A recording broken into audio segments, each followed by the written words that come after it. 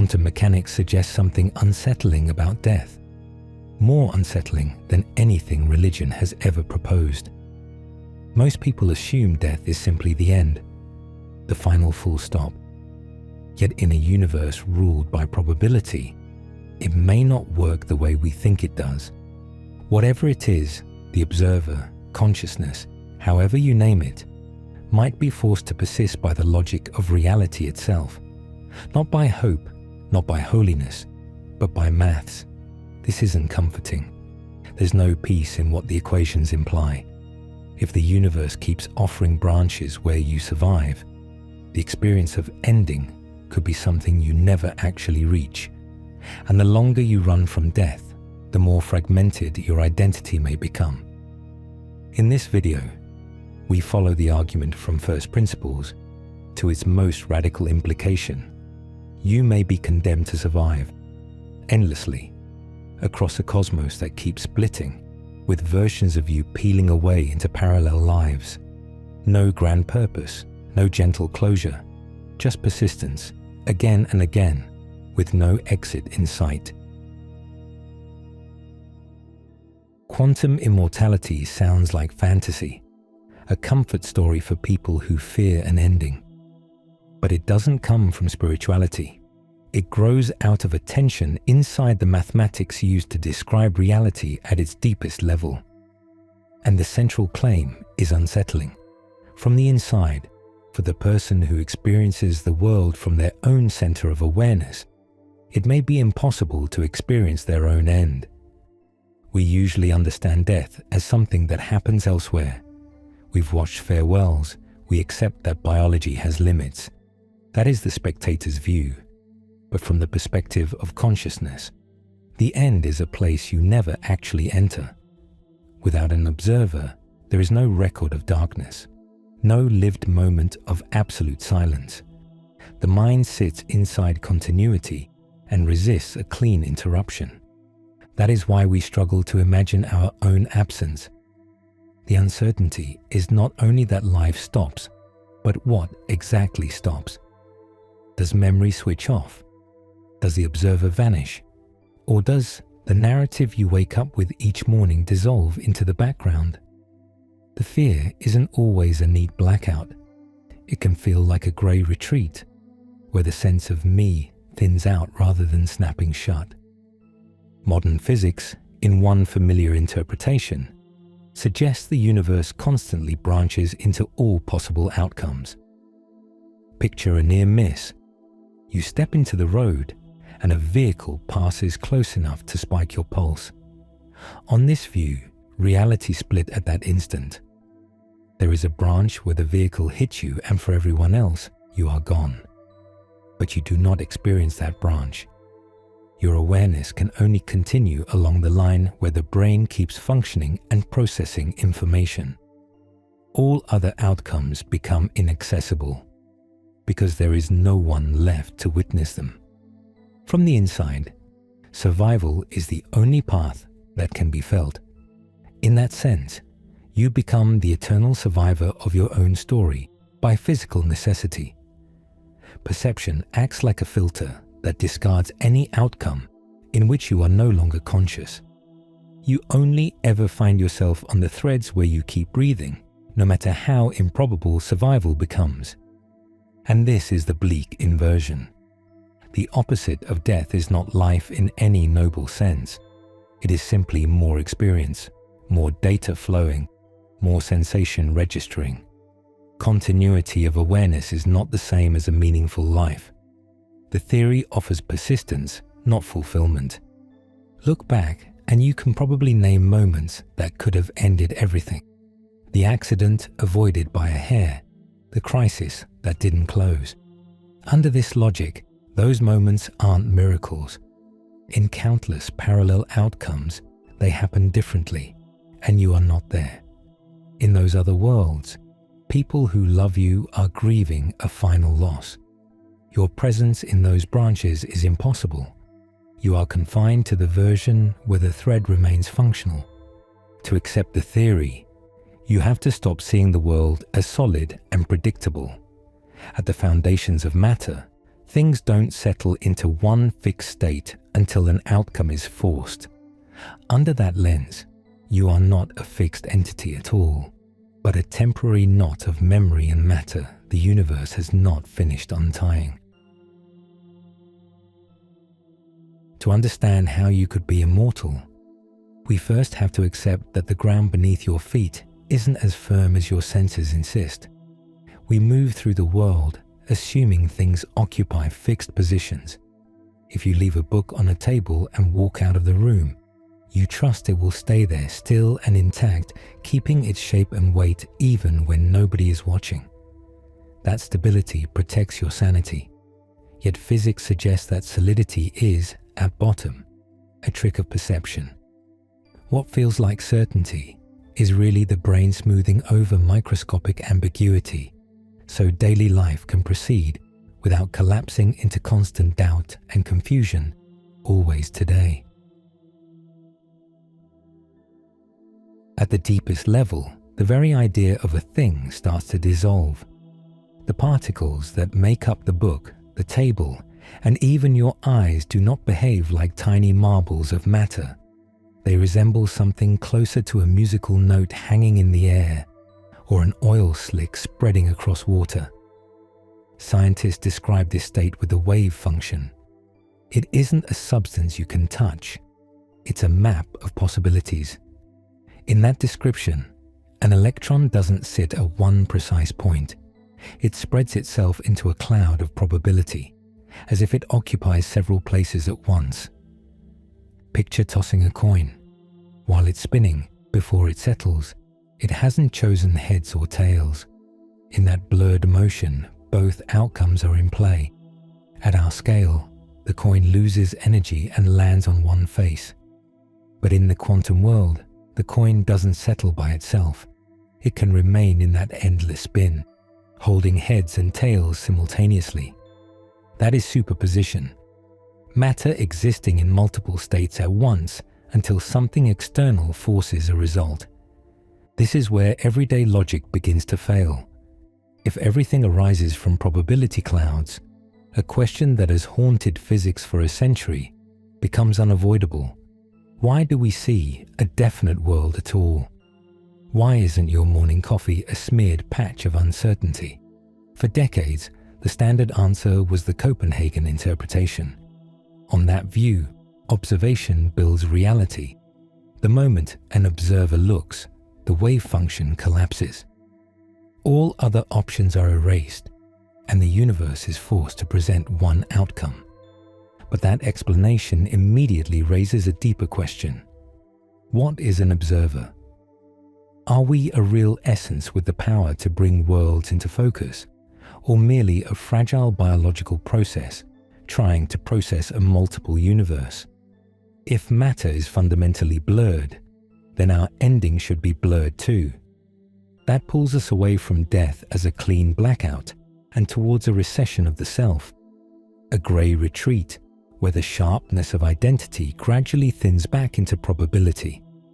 And there's an uncomfortable hole at the center of the collapse story. It suggests reality changes its nature simply because a conscious being pays attention. Where do the unseen versions go? If the spinning coin contained both outcomes, and after you look you see only one, does the other vanish by magic? Most people accept collapse because it matches what we experience. One result, one world. But there is an alternative, a possibility in which the universe never chooses, and the wave function never breaks. Each time the coin spins, reality splits so that every outcome continues to exist. In that picture, solidity is only one branch of an infinite tree that keeps dividing without rest. Physics guarantees continuity of experience, accumulating data, but it offers no guarantee of integrity or mercy for the one who keeps perceiving. In 1957, Hugh Everett III shook the foundations of conventional science with a disturbing proposal. He rejected the traditional story of collapse, treating it as an artificial patch over a hard mathematical problem. In his view, The wave function never breaks. The universe never chooses. Under the many worlds interpretation, reality splits at every fork. The quantum coin does not discard a face. The fabric of existence divides so both outcomes occur physically. We live in a branching multiverse, a tree of realities producing endless versions of everything we know at a speed that defeats ordinary intuition. Now scale that idea down to your own life. The self is not a solid, fixed entity. It is a provisional knot of matter, energy, and memory. Every decision, every chance encounter, and every tiny atomic motion in your body generates an irreversible split that loosens, divides, and degrades the original knot. These are not mere fantasies about what could have been. They are physical realities, as solid as the room you are sitting in. With every branch, the knot weakens, losing the cohesion that lets you feel like one coherent unit. You become a structure that frays through time, an identity multiplying while its center grows more diffuse, harder to locate, harder to name. This raises a question about the absolute isolation we feel inside our heads. If infinite versions exist on parallel branches, that loneliness seems contradictory. Physics explains the silence through decoherence, but leaves an unsettling detail in the shadows. Survival on the far edges of the multiverse is marginal, almost ghost-like. At the most distant rims, you are not the hero of a grand epic. You become residual existence, a statistical shadow persisting in the most improbable margins of reality. You survive as degraded consciousness on the periphery, far from the clarity of the center. In that fragmented persistence, consciousness is not a clean, continuous line across time. Experience arrives in flashes, gaps, and stretches of deep confusion. You inhabit intervals of amnesia and disconnected moments where the sense of who you are dissolves into the fog of chance. Imagine two ships leaving the same harbor. Minutes later, the curve of the horizon makes them invisible to each other. They sail the same ocean in the same general space, yet their crews never meet again, never even learn of one another. In the same way, we are confined to our branch, perceiving a single linear timeline, while ignoring the infinite forest around us. Everett's picture is distributive. Your identity is one leaf on an immense tree. The leaf believes it is the center, forgetting that trunk and branches hold countless similar versions born from the same shared root. Seen this way, quantum immortality becomes a mathematical consequence of a universe that refuses to discard possibilities. If there is a branch for every outcome, the flame of your consciousness will always find some route to stay lit. The real conflict appears when you try to track who the original self is. You survive as a loosened marginal knot in a hall of mirrors where every version claims the same right to exist. While the coherence of identity thins out across the vastness of the tree, you become the sum of pieces scattered into eternity. To test Everett's idea in the starkest way possible, the physicist Max Tegmark proposed, in the late 1990s, one of the most extreme thought experiments in modern science.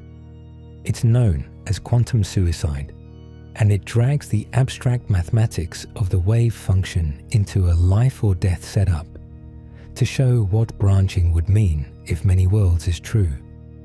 The scenario requires a laboratory sealed off from outside noise and interference, and a machine wired to a very specific binary trigger. This device isn't driven by ordinary gears or complicated software. Its core is a quantum event, a single particle, often described as a photon, whose behavior is intrinsically unpredictable in the usual sense. The machine measures a property of that particle. If the result comes out one way, a weapon fires instantly. If it comes out the other way, there is only a harmless click that snaps through the silence of the room. In standard terms, each run gives you a 50-50 chance of survival. But if the many worlds interpretation is correct, what happens inside that sealed room doesn't behave like luck at all. The experiment stops being a gamble and becomes a structural consequence of how reality is built. Picture it carefully. The experimenter, alone in the dim light, pulls the trigger for the first time. A metallic click. The device has measured the particle, and the result happens to be the one that allows life to continue. The experimenter exhales, wipes sweat from the forehead, and tries again. From the inside, it can feel like an impossible run of fortune, or like a fault in the sensor. But something invisible and profound is happening to the fabric of reality itself. With every trigger pull, the world splits into two branches, both fully real. In one branch, the experimenter remains alive and conscious. In the other, the weapon fired and the story ended abruptly. This is where the logic of the outer world breaks away from the subjective logic of the person inside the test. What an external observer would infer is radically different from what the central observer can ever experience. Imagine a friend waiting outside the room. From the friend's point of view, the most likely outcome is that a shot is heard very quickly, perhaps on the first attempt, perhaps on the second. In that branch of reality, probability has behaved in the ordinary statistical way, and the experiment ends as a final tragedy. The scientist is gone. The voice has stopped. The room holds a body, not a perspective, but the scientist, the one performing the act, occupies a situation where that ending is inaccessible. The experimenter keeps pulling the trigger with a mixture of dread and disbelief. Again and again, the clicks continue. For the person holding the device, the run becomes surreal. It feels as though the machine must be broken, or as though the universe has conspired to protect them. Yet there is nothing magical here on the many worlds view. The consciousness can only continue along the threads where the brain remains functional enough to process experience. The branches where the weapon fired do exist, but there is no surviving observer there to register them. Push the sequence far enough and the numbers become absurd. Surviving many rounds in a row is, from an outside perspective, so unlikely that it begins to look physically impossible. And yet, the inner perspective keeps recording only the silent clicks, because only those branches contain a continuing stream of awareness. That is the cold implication. The survivor turns into a statistical ghost, a shadow living on the edge of what is possible. They persist inside an extremely improbable branch, while leaving behind a trail of grief and ashes across the other versions of the world created by every failed pull. For them, life continues with a baffling normality. But for almost every version of their loved ones across the multiverse, they are gone. They become an anomaly, an isolated remnant of consciousness, trapped in a tunnel of survival with no clean way out. Compulsory survival forces us to question the root of individuality. If the universe fractures every moment, we have to ask what exactly carries on from one branch to the next. We're used to thinking of ourselves as a fixed entity, an unchanging core traveling through time. Many worlds' physics suggests that feeling is a biological mirage. In that light, the word "you" becomes a trap in language. We use it like a label stuck to a solid object, ignoring that it often functions as a linguistic shortcut that hides endless fragmentation. To dismantle the illusion, consider the teleporter dilemma. Imagine a booth that can scan every atom in your body and send you to a station on a distant planet. The machine records your complete configuration, destroys your physical structure at the departure point, and rebuilds you at the destination using new matter. The person who steps out has your features, your scars, and your memories. They feel the same attachment to your family and carry the same doubts. From their perspective, the trip worked.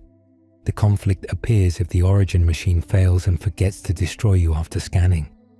In that instant, there would be two beings in two places, both convinced they are the rightful owner of your life. The scenario reveals something uncomfortable. The specific matter composing you right now is not what identity depends on. Your identity is not a fixed object. It behaves more like a temporary knot of matter and memory, a provisional point where biology and past experience intersect. Biology supports this. The atoms making up your heart today are not the same ones you had years ago. Your body is a continuous flow. You inhale borrowed air and your cells renew in cycles. What seems to persist is the information pattern, a complex arrangement of data your brain processes. You are like a melody performed by different instruments. The tune can remain recognizable, even if the physical instrument changes. In the multiverse, whenever reality branches, that information pattern is simply copied. Physics may guarantee persistence of the pattern, but it does not guarantee continuity of the original instrument. This is sometimes described as successor bias. There is a crucial difference between someone continuing and you continuing. The feeling of being one unique entity is a stability tool the brain uses to keep you functional. You feel the same as yesterday because you carry the record of having been that person. In a branching universe, that link is informational. A survivor of a traumatic event believes they are the original because their memories are intact, not realizing they may be a mental heir. A receiver of data who carries on without questioning legitimacy. Under this lens, you stop being a single thread and become a growing tree. Each version is a legitimate descendant, yet none has higher authority than the others. That is what makes quantum immortality possible, but it strips it of personal meaning. Persistence stops looking like a victory of will and reveals itself as a mechanical property of reality. The knot loosens, identity thins, and what remains is survival without integrity, continuity, but degraded. The idea of living forever usually conjures images of endless vitality and limitless time. But physics has no interest in our emotional comfort or our hopes for a happy ending. Quantum immortality doesn't promise health, youth, or well-being. It only promises uninterrupted persistence of the observer. It's a cold mathematical rule that keeps consciousness pinned to the present, even when the biological body is begging for final rest. At this point, the theory stops feeling wondrous and enters a darker territory. Biological horror stripped of mercy. Death is rarely a clean binary event. We aren't lamps that switch off. We are complex systems that fail slowly, progressively, and often cruelly. Cells lose the capacity to regenerate. Tissue stiffens with time. Under many worlds, your consciousness is confined to the thread where that failure never becomes total. This is survival without integrity. The theory does not say you remain whole, lucid, or surrounded by dignity. It is enough that a tiny fraction of the brain still maintains a point of view. If any sliver of awareness remains, experience continues, even when life, human life, as we normally mean it, has ended. Imagine someone with advanced degenerative illness in the dim light of a hospital room. The rhythmic machines provide the only tempo of their withered existence. For family members, in almost every branch, the process ends and the suffering finally stops. They grieve, they attend a funeral, and they move on. But for the central observer, for the being trapped behind their own eyes, there is always a thin, improbable branch. where an experimental treatment, a lucky complication, or an inexplicable resistance keeps them conscious.